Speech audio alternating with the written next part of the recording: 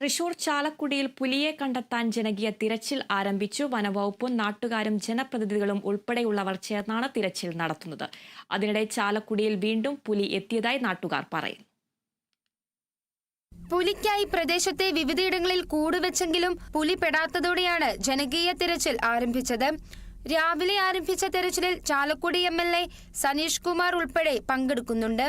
ഇത് പുഴയുടെ രണ്ട് സൈഡുകളിലും വാഴച്ചാൽ ഡിവിഷനും അതുപോലെ തന്നെ ചാലക്കുടി ഡിവിഷനും സംയുക്തമായിട്ട് ഒരു വലിയ ആളുകളുടെ ഫോറസ്റ്റ് ഉദ്യോഗസ്ഥരുടെ എണ്ണം കൂടുതലായിട്ട് ഉപയോഗിച്ചുകൊണ്ട് മാസമായിട്ടുള്ളൊരു തിരച്ചിൽ നടത്താനായിട്ടുള്ള തീരുമാനമുണ്ടായിരുന്നു.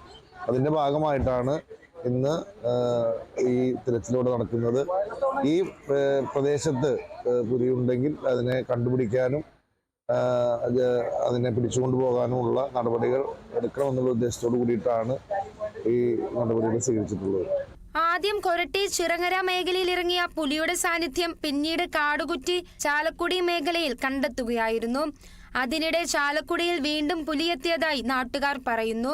കാടുകുറ്റി തൂമ്പൻ പാലത്തിന് സമീപം മുള്ളൻപറമ്പിൽ സനോജിന്റെ വീട്ടിലാണ് പുലിയെത്തിയത്.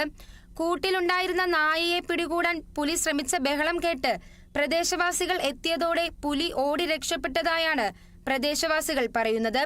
പ്രദേശത്ത് നിന്ന് പുലിയുടേതെന്ന് സംശയിക്കുന്ന കാൽപ്പാടുകളും കണ്ടെത്തിയിട്ടുണ്ട്. Kerala vision news, Thrissur.